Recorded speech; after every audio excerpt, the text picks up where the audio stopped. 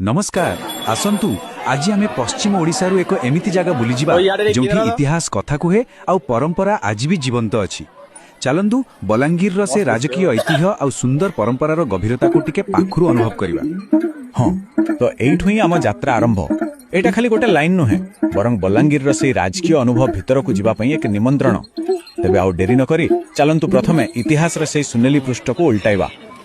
आम कहानीर प्रथम अध्याय हेउची पत्थरर ऐतिह्य आउ यार केन्द्र रे रहिची विशाल आउ भव्य शैलश्री पैलेस।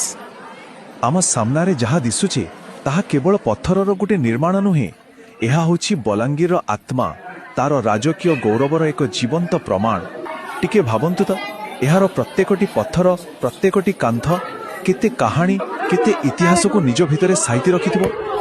अच्छा तो यही भव्य राजप्रसाद थिला पाटना राजा मानकर बासभवन जहाकू निर्माण करथिले राजा राजेंद्र नारायण सिंह देव। यार स्थापत्य कलाकुटी के देखंतु केते सुंदर भावरे एथिरे भारतीय पारंपरिक कारुकार्य सहित पाश्चात्य शैलीर मिश्रण होईची। एहा सेई समयर शासकंक दूरदृष्टि को देखाए।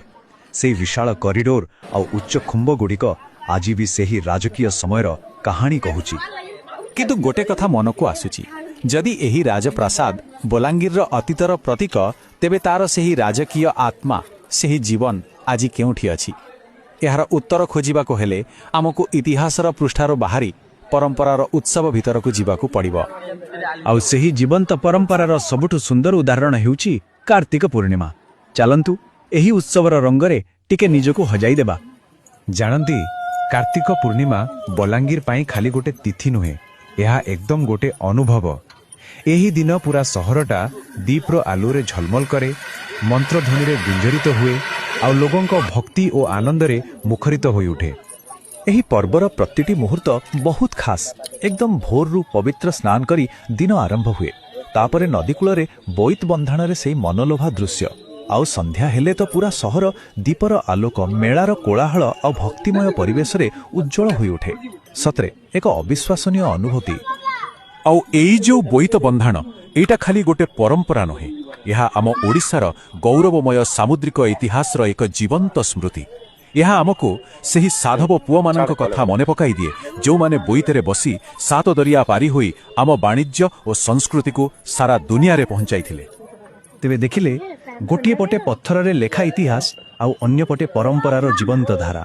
एही दुईटी मिसी केमिति एक अभिन्न संस्कृति तैयारी करंती आसंतु ताकू टिके बुझिबा। देखंतु एई दुईटी चित्र को पाखापाखी रखिले बलांगीर रो पूरा कहानीटा सामना को आसी जाए। गोटिए पटे शैलश्री प्यालेस रो स्थिर राजकीय गौरव आउ अन्य पटे कार्तिक पूर्णिमार चलचंचल सामूहिक उत्सव। गोटी जदि तार मूलदुआ तो अन्यटी तार जीवंत आत्मा। आउ एही दुईटीर मिलन रे ही बलांगीर रो प्रकृत परिचय लुचि रहिछि। तेबे आजिर एही यात्रा शेषरे गोटिए प्रश्न छाड़ी जाउछि। केबे भाबिछंती केमिति आम अतीतर एही पत्थरर स्मारकी गुड़िक आम आजिर पर्वपर्वाणी को एक नुआ रूप दियंती। एही दुईटी भितरे थिबा संपर्क को बुझी पारिले हुए तो आमे आम संस्कृति को आहुरी गभीर भावे बुझी पारिबा। एतिकी कहि आजि पई रहुछि। धन्यवाद।